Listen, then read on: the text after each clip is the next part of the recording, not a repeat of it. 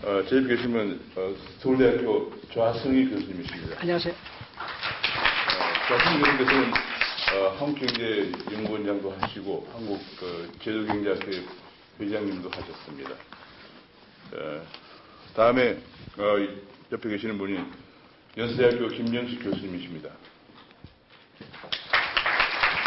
연세대학교 김명식 교수님께서는 한국국제금융학회 회장을 하시고 지금은 한국의 양대 학회 경제학회라고 할 수 있는 한국국제경제학회 회장을 하고 있습니다. 다음 그 옆에 안충영 교수님이십니다. 중앙대학교 명예교수이십니다. 안충영 교수께서는 내외경제신천연구원장을 역임하셨습니다. 그 옆에 김도훈 산업연구원 선임연구원이십니다. 김도훈 산업연구원 선임연구원은 현재 한국규제학회 회장을 역임하고 있습니다. 다음에 성균대학교 김인철 교수님이십니다.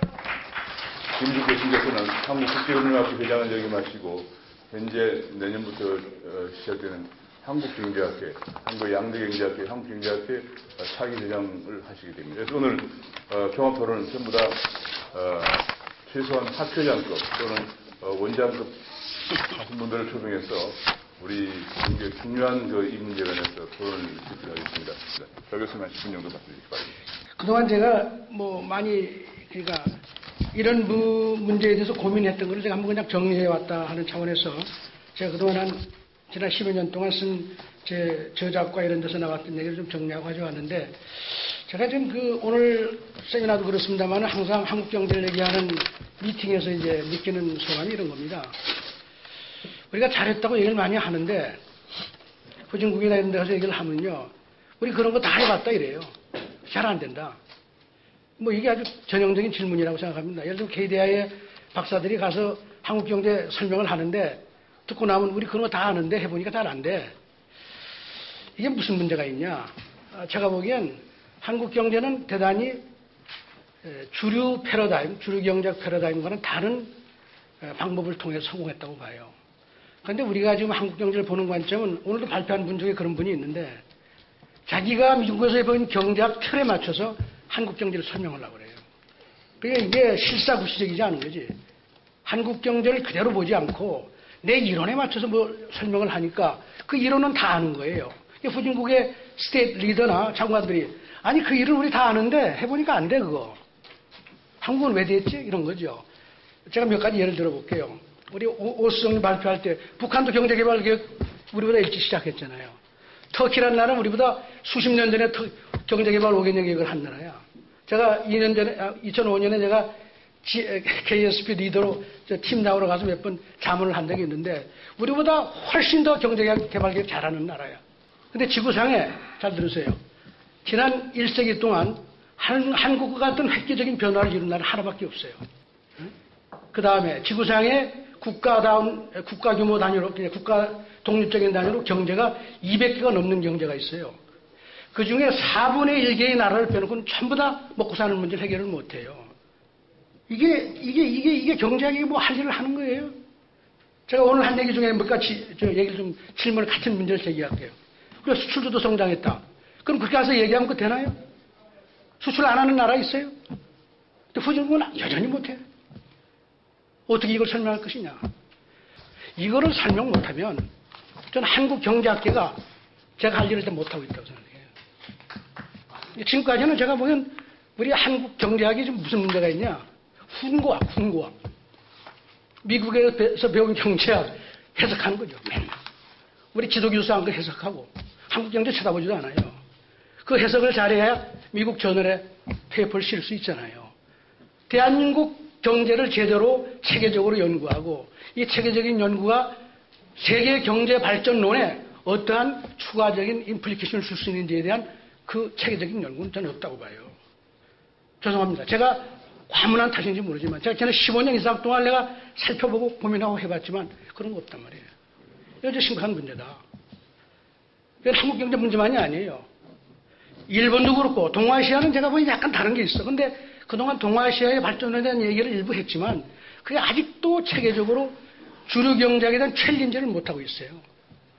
아까 에이시안 미러클 우리 오 회장 얘기했지만 그 책을 보시면 그게 얼마나 절충주의로 간지 알아요?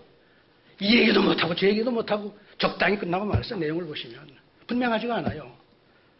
그러니까 대한민국 경제가 지금 우리 MB 대통령이 하도 이 오픈하고 이렇게 해서 해외 가서 우리나라 자랑을 많이 하니까 그럼 한국 경제 발전한 그 경험을 정말 정확하게 우리가 이해할수록 달라 줄 수가 없는 거예요. 아주 지금 딜레마에 빠져 있다고 생각해요. 예를 예컨대 새마을 운동 보세요. 전 세계에서 대한민국의 새마을 운동 안 배워가는 나라가 있다고 생각하세요? 배워가서 지속적으로 성공한 나라가 하나도 없어요, 여러분 이게. 근데 한국은 성공했잖아요. 이걸 어떻게 설명할 거냐? 전 정말 아주 개인적으로 아주 이게 고민스럽습니다. 여기 제가 몇 가지 더 가져왔어요. 자본, 노동 기술이 중요하다. 그 누구 몰라요? 근데 그 중요한 걸 시장에 깔려 있습니다. 근데 그걸 가져다 쓰는 놈이 있고 못 쓰는 놈이 있어. 이것도 참 딜레마예요. 수출도 마찬가지 할게요. 하는 나라가 이거 못하네. R&D 지원해야 된다. 교육 얘기 나왔어요. 교육에 돈 많이 쓰면 돼요. 대학 많이 늘리고 돈 많이 써기도 장학금 반값 딱 등록하면서 다 대학 쪽으로 치면 돼요? 아니잖아요. R&D 중소기업이 열심히 지원하고 R&D 다 지원하면 이거 R&D가 일어나는 건가? 이거 아니죠. 이게 추상적 이론이 도구마가 되면 말이에요. 현실을 보지 않아요. 실사구시적이지 못해. 지금 대한민국의 경제 문제가 좀 여기에서 많이 문제가 있는 게 아닌가 하는 생각이 드는데 우리 두 학회 양대 학회장님 모셨으니까 대한민국 학교에서 이런 걸 좀 잘 앞으로 연구해 보시면 어떨까. 제가 가지고 있는 가져온 자료에 그 두 번째 페이지에 보시면 제가 장기 추세를 가져왔는데 이게 오늘 여러 사람이 있으면 제가 15년 전서부터 들고 다니는 그림인데 이제는 아마 이게 아주 보편적으로 많이 쓰더라고. 이렇게 안 보면 한국 경제를 볼 수가 없다. 이게 두 가지 문제가 있어요. 64년 이때 어떻게 도약했냐. 두 번째는 80년대 말에 어떻게 추락하기 시작하냐. 이거를 일관되게 한 가지 이론으로 설명 못하면 안 되는 거죠. 지금 대한민국에서 하는 모든 설명은 전부 다 애드워크한 거야. 성장할 땐 이런 얘기 하다가 내려가는 건 딴소리로 가지고 설명하고 한 가지 원리를 가지고 어떻게 50년의 역사를 설명할 수 있느냐. 전 이 작업을 우리가 못 해내면 전 충분치 못하다고 이렇게 생각을 합니다. 그래서 저는 그냥 이 그림을 그냥 간단하게 설명하면 개발연대는 저는 아까도 말씀드렸지만 정치를 경제화한 시대다. 이렇게 저는 항상 얘기를 합니다. 그리고 이 시대는 항상 신상필벌의 원칙에 따라서 경제적인 성과가 많은 경제 주체가 대접받는 시대였다. 경제학 이론이 사실은 요 하나에 다 걸려 있습니다. 시장이라는 건 근본적으로 경제적인 성과가 좋은 사람한테 더 많은 자원을 쓸 수 있는 기회를 제공함으로써 부의 창출을 만들어내는 장치예요. 이 원리를 제대로 실천한 게 바로 개발연대였다. 그래서 제가 여기 흥하는 이웃이 있어야 내가 이건 나중에 뭐 다른 얘기가 있습니다만은 수출정대 정책, 새마을운동, 중기적 모든 정책을 잘 살펴보시면 우리 오수석에 증언하실 거예요. 잘하는 기업이 대접받지 못하고 잘하는 기업이 대접받지 못하는 일은 없었어요. 열심히 하는 사람만이 대접받았다. 이게 경제정책의 가장 핵심인데 이 얘기를 가서 하는 사람이 없어. 불행하게도 여러분 주류 경제학이 가지고 있는 모형은 이 이론을 수용할 수 있는 룸을 가지고 있지 못하다고 저는 판단하고 있습니다만 제가 좀 짧은 식견이지만은 그렇고 그러면은 지난 20년, 30년 동안 내려가는 건 뭐냐? 그 시대가 거꾸로 바뀐 것이다. 그 이전 시대와 패러다임이 완전히 달라졌어요. 그래서 이 시대를 이미 1980년대 중후반부터 대한민국은 경제민주화 연대로 들어갔다. 저는 이미 2006년에 제가 시민국부론과 지지난해에 낸 한국경제 이야기 한국경제에서 이미 우리나라 지난 60년은 딱 반으로 나눌 수 있다. 개발연대 30년은 정치를 경제화하고 경제 우선으로 하되 신상필벌에 따라서 경제적인 성과를 내는 사람만이 대접받는 이런 원칙에 의해서 저는 이걸 차별화 원리라고 얘기를 합니다만은 그래서 모든 국민을 동기부여함으로써 다 일어서게 하고 이걸 통해서 도약을 만들어낼 수 있었다. 그런데 지난 30년 거꾸로다. 열심히 하는 사람이 대접받지 못하고 열심히 해서 성과를 내는 사람이 다 폄하당하고 오늘날 이게 극대화된 것이 오늘날 경제민주화 논의가 여기까지 와 있다. 흥하는 기업, 열심히 하는 기업, 열심히 하는 개인, 열심히 하는 대학, 열심히 하는 지역이 다 폄하당하고 있다. 진화 이론의 가장 핵심은요. 학문의 가장 높은 엄브렐라 학문이 진화 이론이죠. 그 핵심은 뭐냐? 어떤 사회가 어떤 특정 패턴의 인간을 사랑하면 그런 인간이 계속 늘어나고, 역으로 어떤 특정 패턴의 인간을 폄하하기 시작하면 그 사회는 궁극적으로 그런 사람이 다 사라지게 된다. 이게 진화의 핵심 원리죠. 그래서 이런 관점으로 제가 새로운 이론도 개발을 했고, 이걸 통해서 미국의, 아니 일본, 중국, 선진국 얘기를 다 이렇게 훑어보면, 하하, 양극화는 왜 생기느냐? 이게 사회민주주의 때문에 그렇다. 선진국의 양극화의 가장 핵심은 이념의 문제다는 결론을 제가 얻은, 아까 좀 마지막에 발표하신 분이 또 그런 얘기를 해서 제가 드리는 말씀인데, 지금 전 세계 경제정책의 특징을 보시면 전 세계는 경제정책을 사회정책으로 하고 있어요. 경제정책과 사회정책은 반드시 달라야 되는 겁니다. 경제발전 정책은 열심히 노력하고 자원을 더 잘 쓸 수 있는 사람이 더 많은 경제활동을 할 수 있게 해야지만 경제발전을 이룰 수 있는 거예요. 사회정책은 정반대죠. 모든 사람을 같이 대접하지 않으면 안 되는 거예요. 근데 지난 30년을 잘 보시면, 특히 선진국은 지난 50년 동안을 잘 보시면 경제정책이라는 이름은 붙였지만 그 내용을 살펴보면 전부 다 사회정책이야. 오늘날 대한민국의 녹색정당은 전부 다 사회정책이야. 지난 30년 동안 대한민국의 중소기업 정책은 전부 다 사회정책이에요. 절대 일어날 수가 없어요. 그 이전을 보면 다 경제정책이죠. 그래서 인류의 미래가 좀 걱정이 돼요. 사회정책을 내걸고 경제정책이라고 계속 그러는데 국민은 전부 다 하향평준화되고, 양극화는 양극화가 아니라 다 하향평준화되는 거예요. 1대9, 2대8이 어떻게 양극화입니까? 전부 다 하향평준화 다 망하는 것이죠. 서구 유럽이 다 그렇잖아요. 일본이 그렇고 온 세계가 그렇다고. 오늘날 대한민국, 제가 1980년 중반에 경제민주화 기치가 들어왔고 헌법에 들어온 다음에 오늘날 하고자 하는 정책을 이미 다 시작을 했죠. 제가 얘기를 할까요? 대기업에 대한 획일적인 규제, 중소기업에 대한 획일적인 지원, 이게 다 사회정책이에요. 지역균형 발전화도 한다고 수도권 규제, 지방에 대한 획일적인 지원. 최근에 와서는 강남 청산하고 서울대 청산하고 청산하고 모든 대학 평준화하자는 거 아니에요. 평준화 교육 들어오고, 이 사회가 전부 다 사회정책으로 모든 균형 발전이 모든 걸 하는 것이죠. 이게 우리나라만이 아니다. 전 세계가 그런 패러다임으로 가고 있는데, 이거 계속 가서 인류가 미래가 있겠나 하는 이제 그런 걱정을 좀 합니다. 제가 시간이 없어서 제가 한 10분 썼죠. 네. 그래서 제가 30초는 더 드려도 돼요. 30초요. 맨 뒤에 가서 제가 몇 가지 명제만 말씀드릴게요. 시장만 힘으로 절대 경제 발전 되는 게 아니다. 지난 헌터 계대로 1만 5천 년 동안 인류는 시장 경제를 했어요. 근데 인류는 딱 지난 200년 빼놓고는 경제 발전을 이룬 역사가 없다.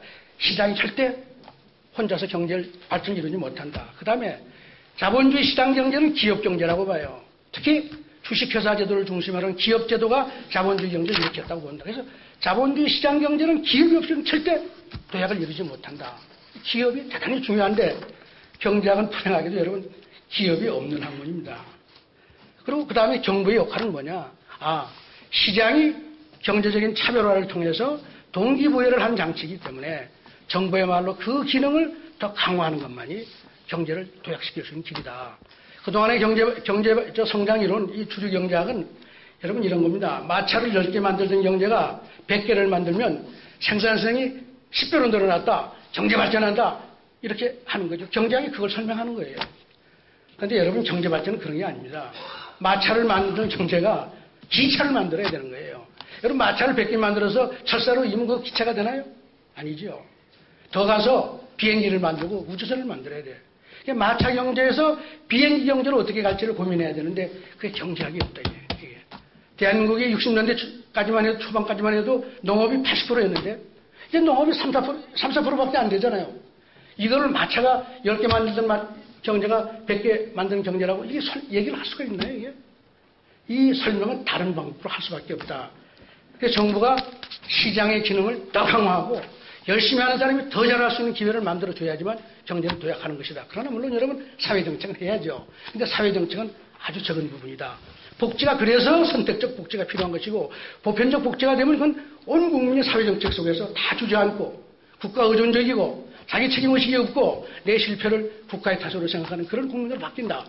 지금 대한민국의 국민은 개발연대 국민과 전혀 다른 이념과 다른 문화를 가진 국민이다. 어떻게 다르냐? 개발연대는 자기 실패를 자기 책임이라고 생각하고 내 인생은 내가 개척한다고 생각하는 자주하는 국민이었다고 하면 지난 30년 동안 대한민국의 정치권은 국민을 자기 실패를 자기 탓이라고 생각하지 않고 다 잘하는 놈 탓이고 내 실패는 정부가 다 보정하고 지원해야 된다. 이게 지난 30년 동안 만들어낸 대한민국 국민상이다. 오늘날 젊은 사람이 다 이런 생각을 가지고 있어서 학교 와서 한번 학생들하고 얘기를 해보세요. 정부가 해야 될 일이 뭐냐? 바로 이 주저앉는 국민을 일으켜 세워야 되는데 이렇게 세우는 방법은 뭐냐? 지원하더라도 열심히 하는 사람을 더 지원해야 된다. 똑같이 지원하면 사보타지한다. 여러분 시장이라는 건 제가 차별한다고 했잖아요. 그걸 통해서 동기부여를 하는 장치인데 그걸 통해서 차별한다는 게 뭐냐? 성과와 보상을 항상 일치하려고 그러는 거예요. 이 세상은 열심히 하는 사람한테 그것에 맞는 성과를 보상하려고 계속 노력하는데 시장이 충분히 그걸 잘하지 못하죠. 그렇기 때문에 정부가 그걸 더 보정을 해주면 열심히 노력하는 사람은 더 동기가 부여되고 열심히 하지 않은 사람도 더 열심히 노력하고 이게 세상의 이치인데 이걸 만약 거꾸로 하면 어떻게 되냐? 모든 국민이 사보타지하는 것이죠. 열심히 하는 국민이나 그렇지 않은 국민이나 똑같이 대접을 받으면 그 사회는 반드시 사보타지에 직면하고 기업도 사보타지에 모든 사회가 하향 평준화되고 주저앉는다. 그게 지난 50년 동안 선진국 경제가 걸어온 길이고 대한민국 경제가 지난 25년 동안 걸어온 길이라고 생각하고 오늘날 대한민국 경제에서 경제민주화를 주장하는 사람들이 바로 이 길을 더 재촉하는 일을 하고자 하는 게 아닌가. 경제는 사회와 차등을 만들어내고 그걸 통해서 동기부여하는 장치인데 경제를 민주화한다는 건 말이 안 되는 것이고 기업 또한 수직적 명령 체계를 기초로 해서 동기부여를 하는 장치인데 기업을 경제민주화라는 이념에 민주화하면 기업 또한 존재할 이유가 없다. 그래서 저는 경제와 시장은 경제민주화의 대상이 아니다. 이제 그런 얘기를 합니다. 그 얘기를 해주셨는데 저는 간단하게 그냥 몇 가지 팩트만 얘기하도록 하겠습니다. 뭐 다 아시는 바와 같이 우리나라 경제는 1962년에 2차 경제와 5개년 계획할 때 1인당 GDP가 87달러였는데 22,000불까지 이렇게 올랐고요. 또 무역도 이제 작년에 1조 달러를 달성했습니다. 그래서 이런 것들이 경제개발 5개년 계획하고 아주 밀접한 관계가 있다 저는 그렇게 생각을 하고 있고요.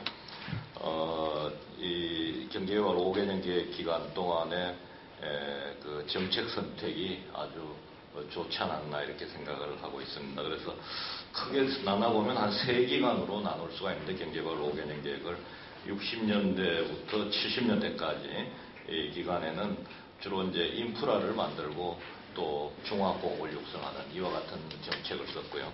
그래서 상당히 경제의 경제를 발전시키는데 그 계획하에 경제개발 5개년 계획 말 그대로 계획하에서 추진시켰다 이렇게 지내고 보니까 그렇게 볼 수가 있습니다. 그리고 이 시기에는 이제 인프라를 구축하고 또 중화공업을 이렇게 하다 보니까 수출보다는 수입이 이제 만들기 위해서 수입이 중요하니까 물가 안정에 굉장히 초점을 둬가지고 정책을 시행했는데 환율 제도도 이때는 고정 환율 제도를 실시했거든요. 그래서 그 이유는 이제 이런 물가를 안정시키고 그러니까 수입 물가를 안정시켜서 좀 싸게 인프라와 그 다음에 고속도로라든지 또 이런 중화공업을 육성하는 데 초점을 뒀다 이렇게 볼 수가 있고요. 80년대 들어오면 이제 정책이 바뀝니다. 그래서 상당히 이게 전략적이고 계획적으로 지대고 보니까 쓰지 않았나 이런 생각이 듭니다. 그래서 80년대 되면은 이제 이 기반을 갖췄으니까 이제 수출을 통해서 성장을 해야 되겠다 이런 생각을 하게 되고 환율 제도도 이제 환율을 높이는 정책을 쓰기 시작합니다. 지금 중국이 쓰고 있는 그런 정책이죠. 그래서 이제 무역시장 개방합니다. 그래서 무역시장을 개방하면서 환율을 높이는 이 콤비네이션 정책을 써가지고 결과적으로 이제 86년부터 89년까지 엄청난 무역수지 흑자를 내게 되는 거죠. 우리나라는 이제 45년 건국 이래로 85년까지 1985년까지 40년 동안의 무역수지가 적자였습니다. 왜냐하면 이제 이렇게 인프라를 만들고 이런 과정에서 적자였는데 86년부터 89년까지 이제 엄청난 돈을 벌어가지고 해외에서 벌어가지고 이것을 이제 빚을 IMF에서 갚고 빠져나오는데 이런 것들도 결과적으로 60년대, 70년대 인프라를 구축하고 중앙공업을 만든 이와 같은 정책이 큰 역할을 기반이 되지 않았나 이렇게 생각을 하고 있습니다. 그러다가 이제 90년대 들어오면서 조금 우리 경제는 저는 정책 선택을 조금 잘못했다 이렇게 생각을 하는데 90년대, 80년대 이제 무역 자유화를 하는데 90년대 자본 자유화를 합니다. 근데 자본 자유화는 사실은 굉장히 큰 변화이기 때문에 충분한 준비가 필요한데 90년대부터 자본 자유화하면서 변동환율 제도를 선택하게 되는데 이 콤비네이션이 조금 지금 우리나라 경제가 조금 어려운 지경에 처하게 되지 않는 외환위기라든지 이런 것들을 겪게 되는 원인이 되지 않나 이런 생각을 하고요. 왜냐하면은 이제 국부를 이제 우리가 생각할 필요가 있는데 국부는 이제 여러 군데서 창출이 됩니다. 국부가 창출돼야지 나라가 성장할 수 있고 이제 국민들이 잘 살 수가 있는데 국부가 창출되는 방법 중에 여러 가지 방법이 있습니다만 첫 번째 방법은 이제 해외에서 무역을 통해서 돈을 벌어가지고 오는 방법입니다. 그런데 우리가 70년대, 80년대까지는 이렇게 외국에서 돈을 많이 벌어와가지고 잘 살 수가 있었는데 이제 국부가 창출되는 또 다른 방법인데 바로 금융이거든요. 그게. 그래서 미국 같은 경우에는 아무리 무역에서 그 돈을 우리 한국이라든지 중국, 일본한테 이렇게 물건을 사가지고 무역 수지는 적자지만은 금융 투자에서 다시 돈을 메이크업할 수 있는 이와 같은 전략을 쓰기 때문에 미국이 이때까지 이렇게 성장할 수 있고 또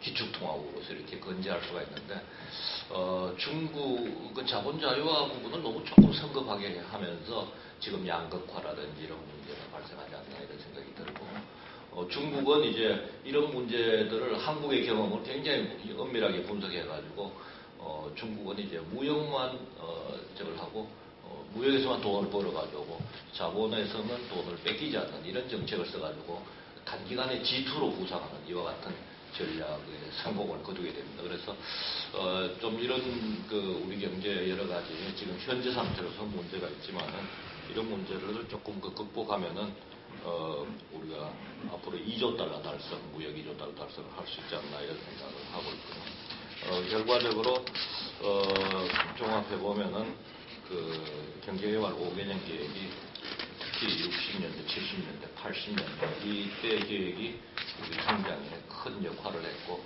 또 60년대에 있어서는 외자를 도입해가지고 이 인프라를 구축하는데 이 부분도 굉장히 관리를 잘해가지고 성공적으로 인프라를 구축하는 이런 역할을 했다 저는 그렇게 보고 있습니다. 네, 감사합니다. 수고를 좀 바꿔서 김인철 의장님 말씀 주셨습니다. 네, 감사합니다.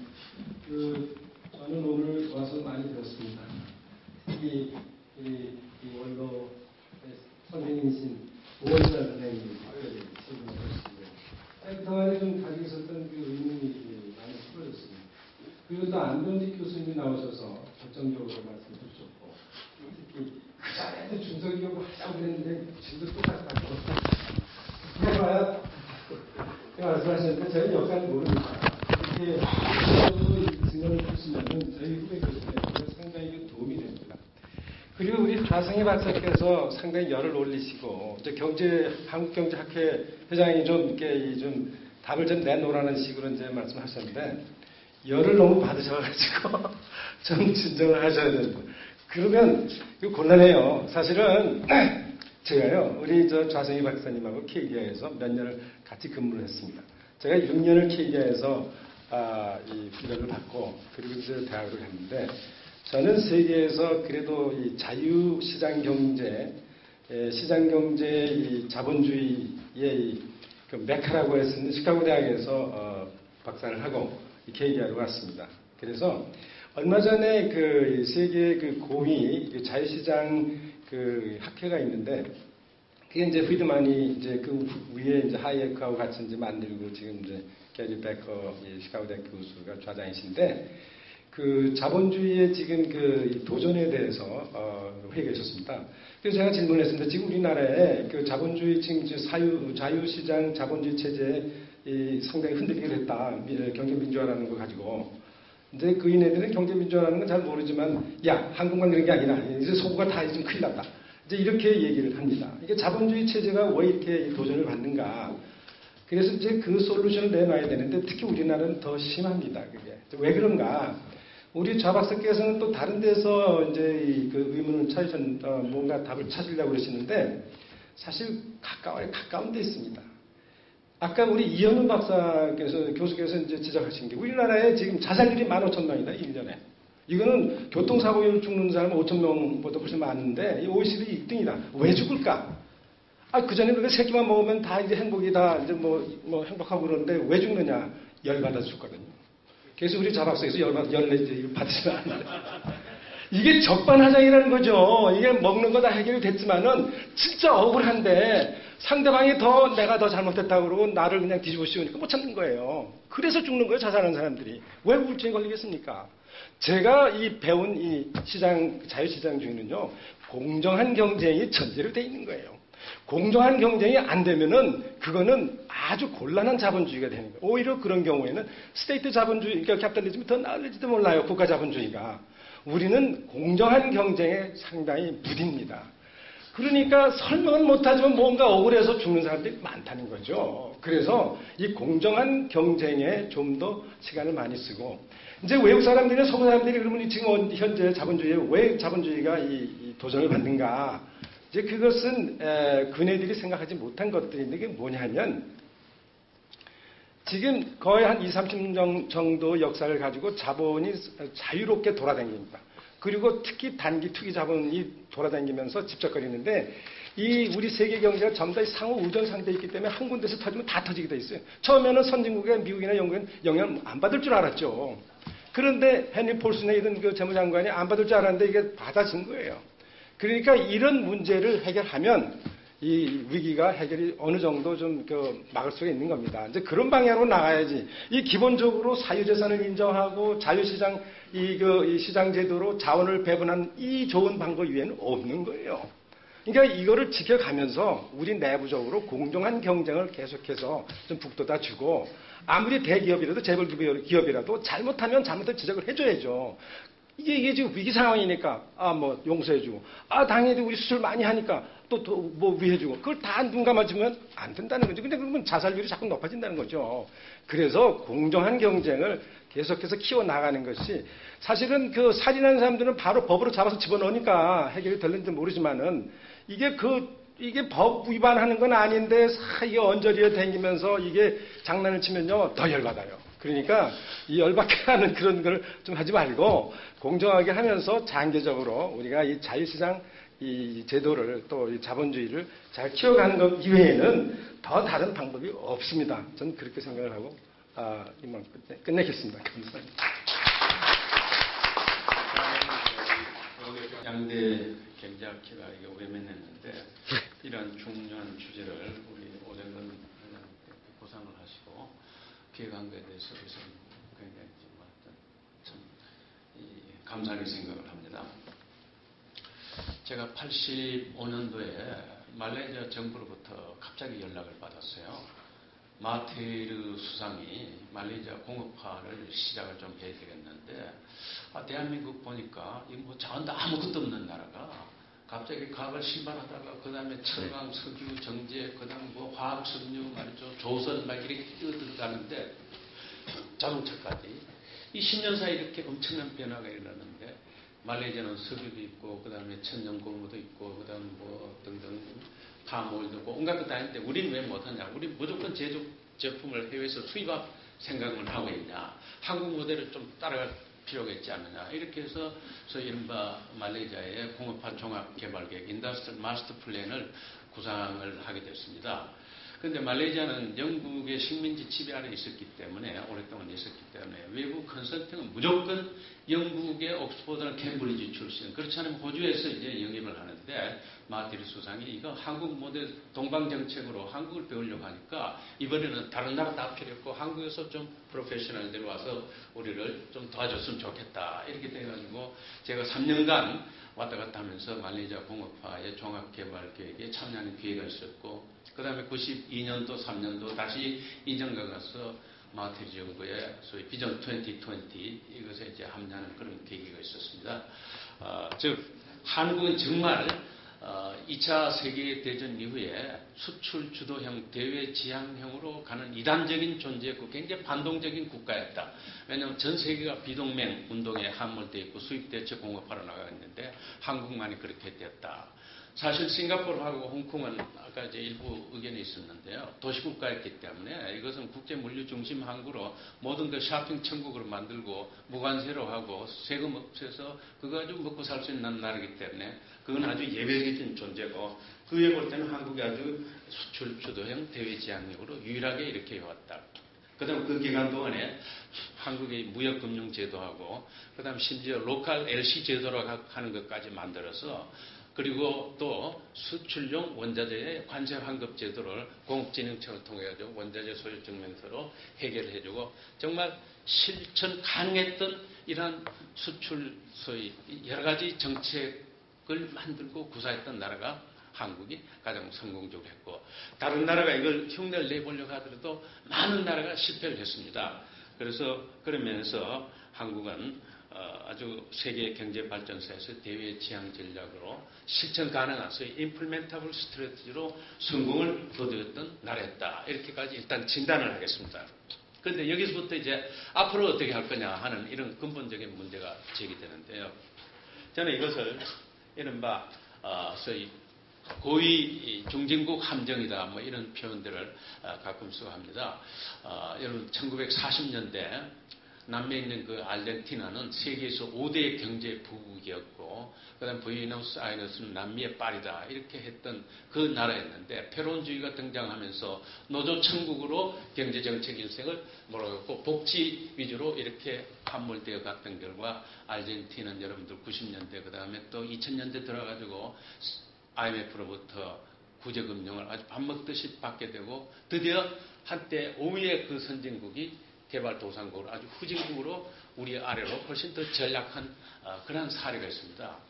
인류 역사의 경제 발전사를 볼 때 선진국에서 중진국으로 이렇게 뒤처져진 그런 사례는 있지만은 정말 중진국, 개도국에서 중진국을 거쳐가지고 이른바 완전 선진국으로 진입한 사례는 아직도 역사적으로 하나도 없다. 이렇게 저는 평가를 할 수가 있습니다.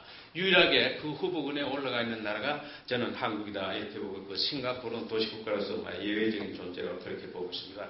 그렇다면은 저는 앞으로 지금 우리 경제가 소위 잠재 성장률에 지금 2% 이하로 이렇게 떨어지고 저출산 고령화 문제도 해결해야 되고 앞으로 어디로 어떻게 하면 살아갈 것이냐 하는 이 근본적인 문제에 대해서 몇 가지만 말씀을 드리겠습니다. 우선 지금까지 수출 주도형 대외 지향으로 하는데 이것은 제조업 위주로만 이렇게 되어 왔습니다. 그리고 대기업 위주입니다.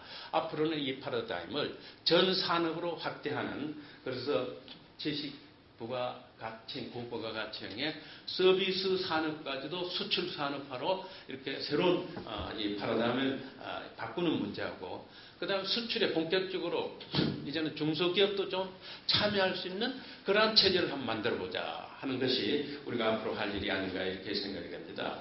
예를 들어서 문화에서부터 그렇고 금융에서도 그렇고 그 다음에 이제 이 서비스 산업은 앞으로 일자리를 제공해 줄 수 있는 유일한 이제 돌파구다 이렇게 보고 있는데 제조업은 고용 없는 성장 로보틱스 때문에 더 이상 제조업에서 우리가 많은 일자리는 기대하기 힘들고 관광이라든지 의료라든지 국내 거점형 이러한 산업들도 국내에서 활동을 하지만은 해외에 많은 관광객을 유치하고 의료 수요인들을 유치함으로써 수출 산업화될 수 있는 그와 같은 가능성이 있습니다. 그래서 이쪽으로 우리의 전략적인 대시를 좀 해야 되지 않을까. 그리고 나아가서 소위 이와 같은 의료 서비스도 그다음에 우리 문화 콘텐츠까지도 해외로 수출할 수 있는 길이 앞으로 열릴 수가 있다 하는 이 점을 좀 말씀을 드리고 싶습니다.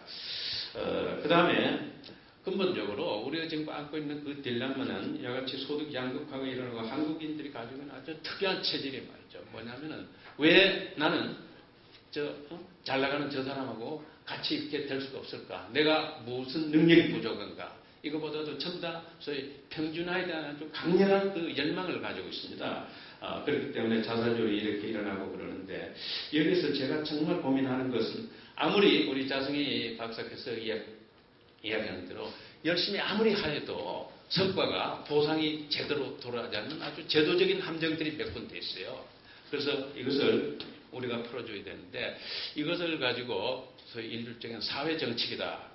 이렇게 진단을 할 수가 없지 않는가. 경제정책하고 사회정책하고는 이것을 함께 맞물려 갈 수 있는 동전의 앞뒤와 같은 이러한 성격을 가지고 있다는 말씀을 드리고, 그래서 저는 앞으로 우리 21세기에 한국 경제가 선진국으로 진입을 하기 위해서 역시 가장 초점은 이와 같은 기업의 그 중요성을 다시 한번 재인식을 하는 겁니다.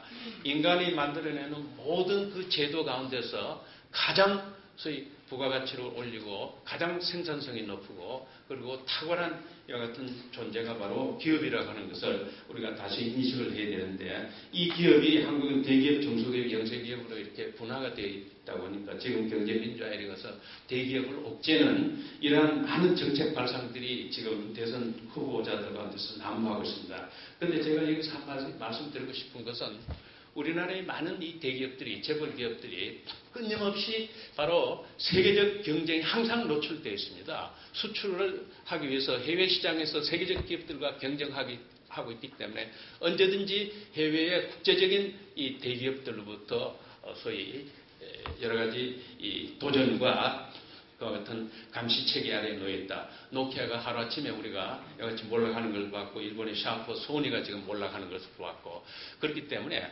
한국의 대기업이 또 끊임없이 우리가 길을 좀 불어넣어주는 그와 같은 정책이 필요한데, 이것을 일방적으로 계속해서 옥을 재면서 이게 축소되면은 밑에 중소기업과 영세기업이 탈환한다고 하는 것은, 이것은 굉장히 소위 좀 위험한 발생이 아닌가 이런 생각을 합니다. 왜냐하면 세계적 경쟁에 놓여 있다고 하는 그 사실 자체가 기업으로 하여금 끊임없는 기술 개발과 자기 혁신을 외부적으로 우리가 강요받고 있는 이 점을 우리는 잊어서는 안 된다고 하는 말씀을 드리고, 그 다음에 제가 또 하나 말씀을 드리고 싶은 것은 앞으로 우리의 생존 전략이라고 해서 끊임없는 소위 개방화와 그 다음에 글로벌화를 우리의 DNA 이것을 계속 살려가야 된다 이렇게 보고 있습니다. 그런데 한간에서는 심지어 대선 주자들까지도 한미 FTA는 파기되어야 된다고 하는 이런 주장은 정말 우리의 지나간 50년 사이의 한국의 발전 역사를 송두리째 뭘 인식하고 있거나 오류를 방어하는 아주 중대한 시대착오적인 것 같은 구상이 아닌가 이렇게 생각이 됩니다. 그리고 제가 특히 우리나라 재벌기업들께 정말 공정경쟁의 여건을 조성하는 데 있어서 언제든지 솔선적인 그런 자세를 다시 한번 촉구하고 싶고요. 더 여기서 우리가 정말 고민해야 될 것은 한국이 선진국 진입을 하기 위해서는 R&D 역량면에서 우리가 세계적 브랜드를 만들어내고 했지만, 저는 한편 생각을 해보면 아직도 이공계 분야에서 노벨 과학상 수상자가 한국은 한 사람도 없습니다. 네덜란드는 우리보다도 인구가 3분의 1밖에 되지 않고, 그 다음에 일본은 그동안에 17명의 소위 노벨 이공계일에 이 수상자를 배출했는데 네덜란드에 13명이나 배출을 했습니다. 그런데 대한민국은 아직도 한 사람도 없습니다.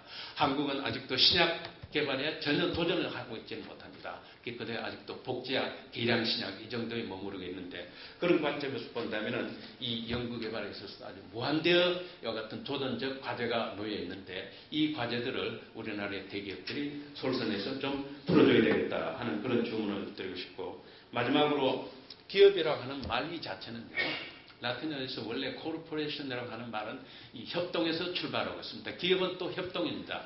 인간이 만들어내는 가장 지선 지구의 부가가치 창출이 인스티튜션이지만 기업의 영원한 생명은 협동에서 가능합니다.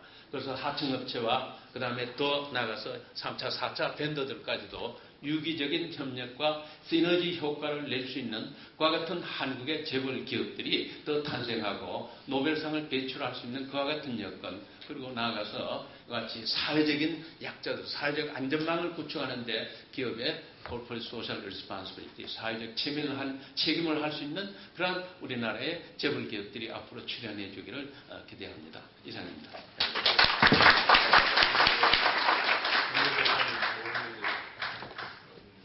제일 제가 하고 싶었던 말씀들은 선배님들이 다 해버렸고요. 저는 그래서 오히려 조금 과거로 더 한번 돌아가서 이 주제가 경제개발 5개년 계획을 회고하는 것이니까,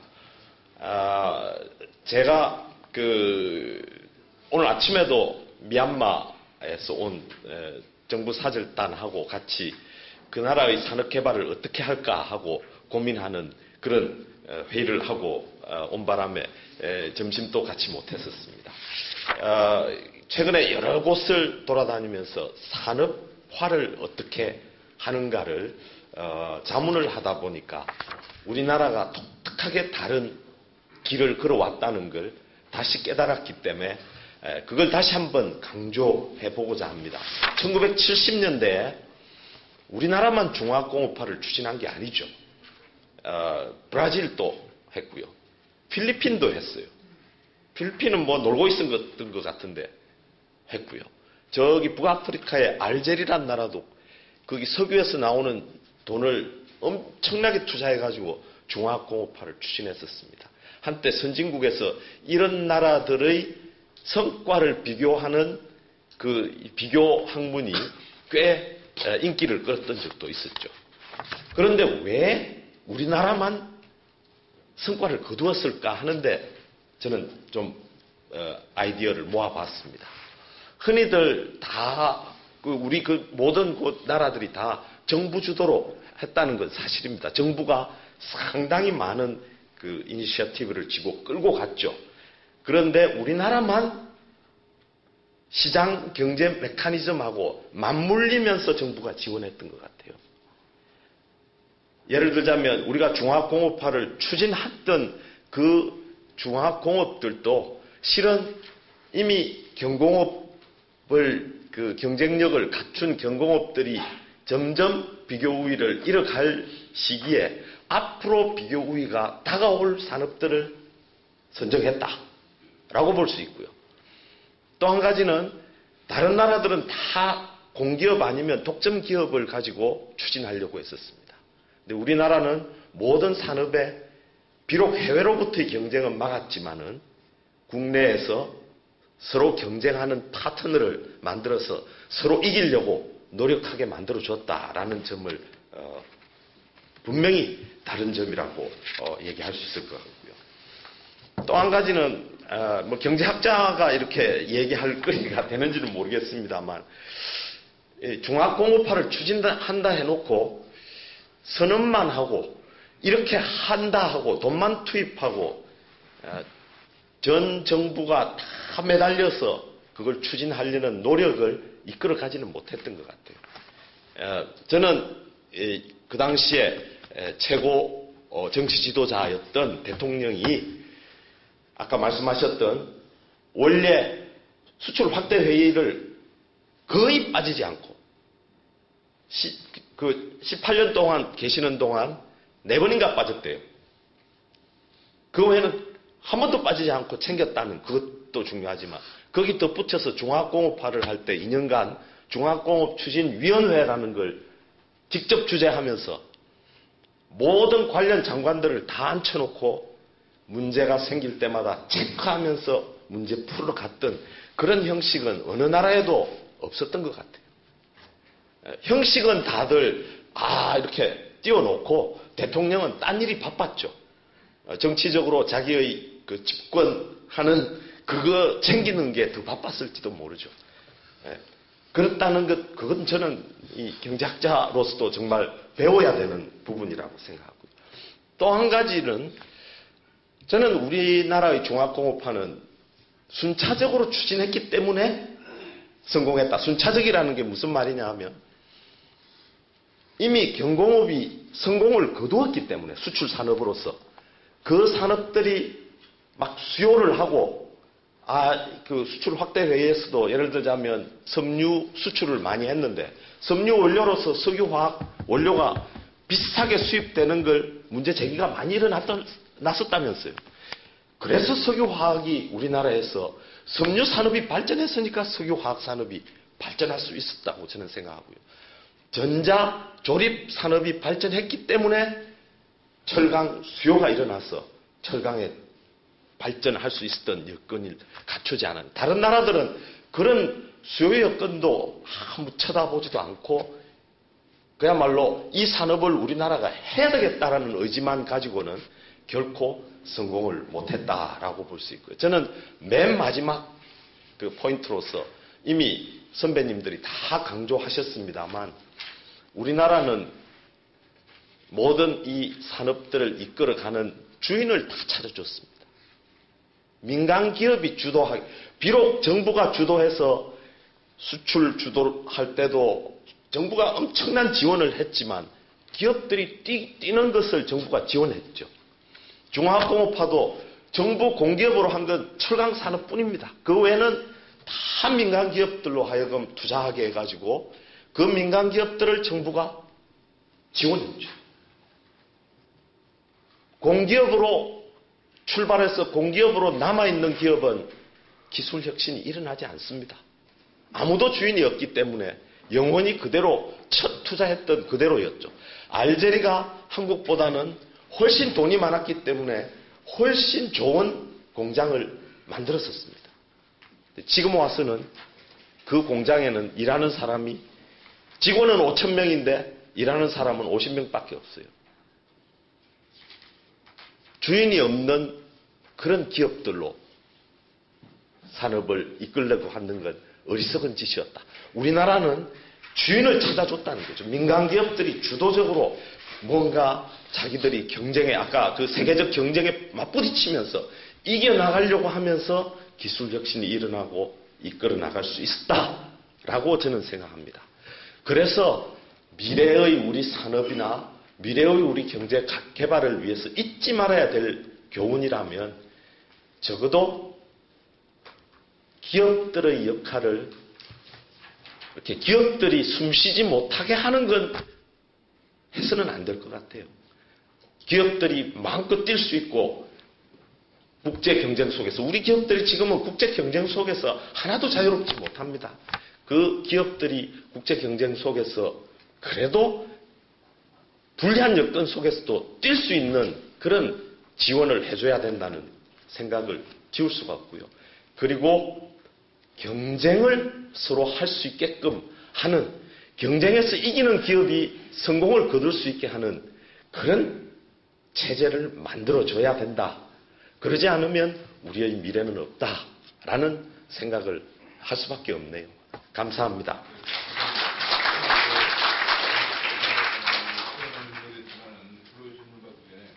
오은철 선생님 말씀을 한 번 들어야겠습니다.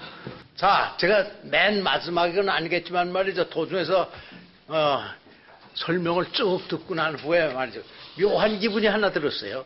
왜냐하면 앞으로 우리나라는 어떻게 될 거냐, 어떻게 해야 될 거냐 하는 데에서 많이 관심을 가지면서도 우리가 내게 그건 아닌데 하고 자꾸 느껴진단 말이에요. 나 그래서 과거에 내가 다시 그런 자리에 있게 되면 어떡할 거냐 하는 것을 제 나름대로 지금 얘기해가지고 조금 참고를 하려고 그래요.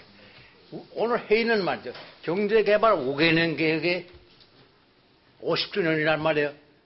그럼 앞으로 51주년부터 뭘 하실 거냐 이게. 난 여기서 나올 걸로 생각해서 얘기가요. 근데 거기서 안 나온다 이게. 그러면 지금까지 칭찬해줘서 고마운데 중화급을 해놨어요. 그거까지. 이제 뛰면 된단 말이에요. 그럼 중화급 다음에 뭐 할 거냐 하는 것이 나올 걸로 생각했어요. 하나밖에 없어요. 기술개발밖에 없어요. 전 세계 팔아먹을 수 있는 새로운 물건을 말이죠. 어떻게 하면 맹길어내겠느냐. 예. 아까도 노벨상 얘기했는데 우리나라에서 노벨상을 10명이려면 어떻게 되겠느냐. 모든 것을 기술적으로 집중하게 되면 아직도 우리나라의 경제개발 5개년 계획은 끝나지 않았고 앞으로 할 계단에 한 계단 더 있다 이게요.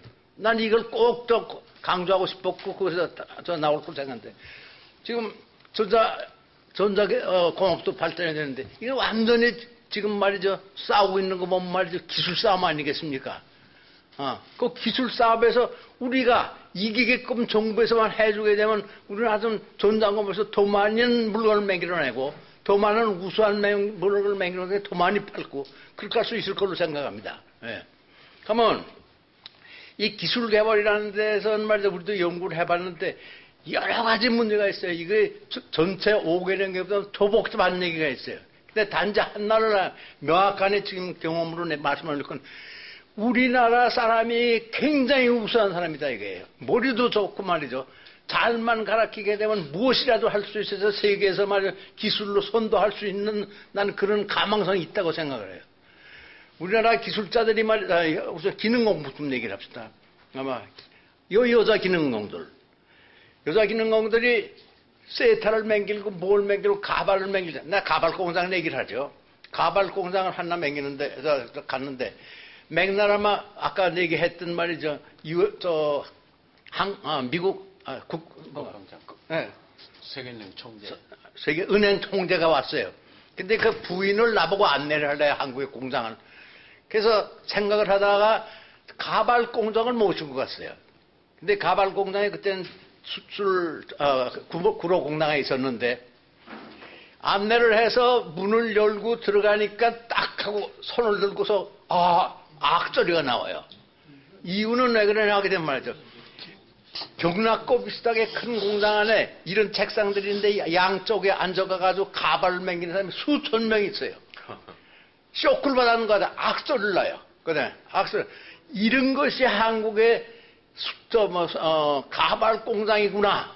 자기 생각에는 한 50명 모아가지고 말이죠. 그 앞에서 얘기하면서 맹기는 건 줄 알았는데, 맥나라마 그 부인이 가는데 쳐다보지도 않아요. 쳐다보면 자기 능력이 떨어지니까 열심히 가거든. 전부 다 깨끗하게 나는 말이죠. 하늘색 옷을 입고 모자에 딱 쓰고 말이죠. 그 엄수가 소리 하나 안 나는 거. 그리고 이것을 맥나라마 장군한테 가서 꼭 얘기를 해가지고 말이죠. 데리고 갔던데 데리고 오진 않았지만 말이죠. 굉장한 우리는 효과를 봤습니다. 이것이 우리나라의 나는 실력이라고 봐요. 그래서 고담 단계에 나 얘기를 하는데 시장에 가서 까만 치마 입은 아줌마들도 말이죠. 암산 나에서 돈 주게 되면 돈 거슬러 주는데 이거 미국 사람 못 하잖아요. 여하간 말이죠. 여하간 그런 걸 생각할지 한국 사람 말이죠. 머리도 좋고 능력도 있고 잘만 훈련시키는 엄청난 능력이 있다고 생각합니다. 기술자들은 안 되겠느냐 하는 얘기예요. 그럼 기술에 대해서 새로운 분야를 해서 지금 삼성도 싸우고 있는데 그거 저거 앞질렀더라면 우리가 할 거 아닙니까 말이죠. 그런 분야가 얼마든지 있다 이거예요. 그러면 나머지 5개년 계획은 기술에 총집중을 하자. 그러니까 대통령이 말이죠. 우리나라 기술 강국을 맹기자. 그거부터 얘기를 해야 될 걸로 생각해요. 그거는 업계도 거기에 대해서 강요해서 밀어주고 연구소도 밀어주고 노벨상 아까 10명 할 거 없이 10명도 말이죠. 먼저 한번 먹어보겠다. 기능공들도 내가 이렇게 해서 성공을 해서 새로운 물건 나게 되면 정부에서 지원해주고 말이죠. 또 어떤 의미에서는 말이죠. 모든 것을 말이죠. 스스로 딴 얘기를 하나 하죠. 어저께 신문 말인 게. 스위스에 있는 피아노 공장 얘기를 나 어떻게 들었어요? 직원이 한 100여 명 있는데 거기서 나오는 피아노가 전 세계 1등이래요. 나오는 대수는 한 300대 나와요. 하루에 한 대 나와요. 그건 세계 인류이기 때문에 말이야 값이 엄청나게 비싸고 누가 건드리는 사람이 없다는 얘기입니다. 그러면 거기에 있는 직원들이 결국 다 끝마다 그 근처에 살아요. 동네에 말이죠. 공장에 하나 있어요. 그러면 자식들은 말이죠. 그 근처에서 학교를 다니고 잔사태고 학교를 다니면서 그 안에 들어와서 훈련을 받고 그것만 안 하죠. 일생 동안 살고 다시 그 자식들이 하는 그런 사업이 그 피아노 공장이라고 그래요. 그거하고 똑같은 입장에서 우리가 이번 낙동강도 많이 개발했으니까 말이죠. 그 동네 하나를 맹기러 가지고 그런 공장을 맹기러 주면 한 도자기 공장 또 구라바에 가게 되면 말이죠. 크리스탈 공장 그래서 얼마든지 선물 맹기는 공장이 있지 않습니까? 근데 우리 외국 사람이 우리 와서 선물 사갔다 가는 사람 또 어떤 것이 선물이 근사한 사람 핸드백도 여기서 디자인했지 우리나라에서 디자인한 건 아니란 말이에요. 디자인 개정 잘하는 사람. 이런 분야는 정부에서 뒷받침만 하고 후원만 해주면 조그만 중소기업들이 얼마든지 할 수 있는 분야가 있을 걸로 생각해요. 제 생각하는 말이죠. 그래서 다음 세대는 머리 가지고 밥벌이 할 수 있는 그런 걸 중심으로 해서 한번 말이죠. 정부에서 밀어줬으면 하는 생각이 있어요. 그 사람 돈 없으면 돈 내가지고 공장 맹기를 줘요. 수지 맞으면 반납하면 될 거 아닙니까? 머리는 한국 사람 똑똑해요. 그래서 삼성에서 예전에 얘기하는 얘기가 듣는데 불량품이 자꾸 난대요. 어느 부품에서. 그래서 도저히 고치려다 못 고쳐서 일본 사람을 데려오니까 일본 사람이 기계를 맹긴 사람의 공장장에 거기에 일본 사람의 공장장은 보통 그 직원들은 말이죠. 하나님이 가미사마라고 그러지 않습니까? 그 사람한테 전적으로 복종을 하니까 그 사람이 와서 그 평면 이렇게 보더니 요게 나사못이 하나가 조금 꽉 들어가서 맞지 않고 조금 올라가서 자꾸 걸린다. 그러니까 그거 하나 나사못을 고쳐니까 낫더래요. 이런 것이 결국에 가서는 생산성을 올리는 그런 방법이 되지 않겠습니까? 나는 우리나라의 젊은 사람들, 뭐 우선 여공도 그렇고, 여공 얘기를 하나 하죠. 박 대통령께서 전사과목 공장, 구로동에 있는 걸 한번 구경하러 갔어요. 그러니까 그때는 애적이 돼가지고 혼비경 보고 영접을 할 때입니다. 금수를 말이죠. 그래서 쭉 나라에서 그걸 하고 있어요. 미국 사람도 그걸 하고 있는데, 미국 사람 한국 여성 이거다야. 왜 그러냐면, 그렇게 오래 그 혼비경에서 일하는데 말이죠. 하나도 지치는 사람이 없더라, 이게요. 그러니까 불합구 경영률이 얼마 안 나서 세계 최고다, 이게. 한국의 여공이 이거다 그러니까 각각해서 이렇게 쓴포들 한국의 까만 눈이 세계 최고래. 이렇게 얘기하던 기억이 나요. 이런 어떤 의미에서는 한국의 소질을 찾게 되면 얼마든지 있는데 어떻습니까, 여기서 말이에요. 우리는 앞으로 기술, 지금 있는 물건의 기술 수준을 올리고 못 맹기는 데는 가정제품 맹길고 뭐 악기도 좋고 뭣도 다 좋아요. 그것이 지금 그다만 없지 않으면 안 되는데 그런 조금은 더 중소기업에서 할 수 있는 거란 말이에요. 그리고 자손 대대 물려가면서도 할 수 있는 거란 말이에요. 그런 분야로 한번 건의해가지고 다음은 기술 위주의 혹은 또 가내공업 위주의 그런 분야를 정부에서 추천해주면 좋겠어요. 여기 한 가지 내가 글씨가 나와 있어 그러는데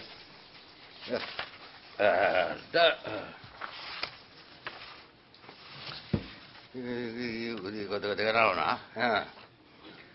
박사 교수님도 나와야 될 때가 아닙니까?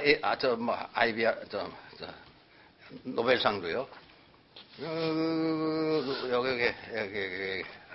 여기 나왔어요. 1인당 국민소득이 4만 달러를 달성하면은 국민 총생산은 1.8천억 달러가 됩니다. 국방비로 5%를 쓴다면 900억 달러의 지출을 방위비를 낼 수 있습니다. 한 해에 약 한 1,000억 불 달러인데 1,000억 달러 정도의 시장이 형성된다면 최첨단 군장비 연구 개발 생산도 가능해질 겁니다. 1,000억 달러의 시장이 생긴다면. 그럼 그런 분야 아직도 많이 있다 이거예요.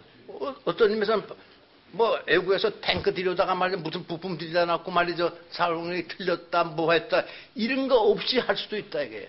방위산업도 그만큼 분야가 되는데 아까 얘기하셨는데 비행기 부품인들 왜 우리가 못 만들겠습니까? 그러니까 앞으로는 말이죠. 온 국민들 아까 대학 때 머리 똑똑한 대학생들은 말이죠. 무료로 공부시켜야 돼요. 수학 같은 거 잘하든가 뭐 공작 잘하는 사람 말 국가에서 왜가 못했든가 나 이거 내 얘기 해준 거야. 나는 대학 다닐 때 한 번도 월사금 낸 적 없어요. 그때는 저는 뭐 무료예요. 근데 그런 학생이 있으면 안 된다고 그러는 세상이 됐어요. 그래요? 그러니까 공부 잘하는 학생은 말이죠. 월사금 받지 말아라 이게. 왜 월사금 받으면서 말썽이냐 이게. 원리 수준이면. 난 그런 적극적인 결국 어떤 의미에서는 과학기술자를 양성하는 제도가 이번 기회에 이 회의의 결론으로서 하나 됐으면 하는 생각입니다. 앞으로는 우리나라는 기술 가지고 해야 살아나갑니다. 중화학업 다음에는 정밀공업입니다. 없던 새로운 발명품을 만들어야 됩니다. 이상 미안합니다. 네, 열정적으로 시간이 거의 다 뭐가 됐는데요. 혹시 그래서 한 분 정도 질문 가져요? 네. 지금 오 부장님께서 말씀하실 때 저는 높은 자리가 아니고 아주 밑에서 실질적으로 공장에 가서 생활 지도를 했다는 사람입니다. 그래서 김돈 산업연구원께서 말씀하셨는데 최고의 지도자였기 때문에 우리 저희가 다 하는데 맞는 말씀입니다. 솔직히 얘기해서 박정희 대통령이 있었기 때문에 성공이 된 겁니다. 이것을 부정하면 안 됩니다. 그리고 하면 된다는 정신력을 길러줬기 때문에 그것이 가능했다고 저는 믿습니다. 그리고 저희같이 밑에서 열심히 뛰어다니는 실질적인 생활 지도자들이 있었기 때문에 그것이 경제의 가발에 성공됐다고 저는 굳게 믿고 있습니다. 이상입니다. 오늘 아주 그 임기원 교육원 오개진 교육 50주년 맞이해서 아주 바쁘신데도 불구하고 우리 나와주신 오원 교수님, 그다음에 우리 안경민 교수님 정말 다시 한번 감사드리고 또 그 외에도 오늘 전부 다 수업이 또 갔어요. 근데 안 수업보다 제 생각으로 아마 그 좌승 박사님께서 야를 내놓으라는 게 양자평 그분한테 미리 많이 양자평 또 원장님 자석이 박사님 정부에 들어가가지고 그거나 해주시오. 바쁜데 뭐 이렇게 그 좋은 말씀인데요. 그걸 하시려면 수월성을 추구하는 사회가 돼야 돼요. 수월성, 엑셀런스를 추구하는 사회가 돼야 돼요.